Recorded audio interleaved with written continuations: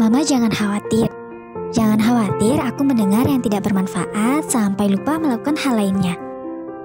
Jangan khawatir aku sering bermain sampai lupa mengaji. Jangan khawatir tidak bisa memperhatikanku walau sedang tidak bersamaku. Terima kasih, Ma, untuk perhatianmu mendidikku menjadi generasi Quran. Mamalah pahlawanku. Karena Mama tahu menjadi orang tua adalah tanggung jawab yang besar.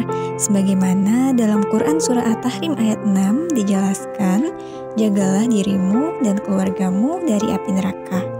Jadi, Mama harus bersungguh-sungguh dalam membina, memelihara, dan mendidik kalian dengan baik, supaya kita selamat dunia dan akhirat.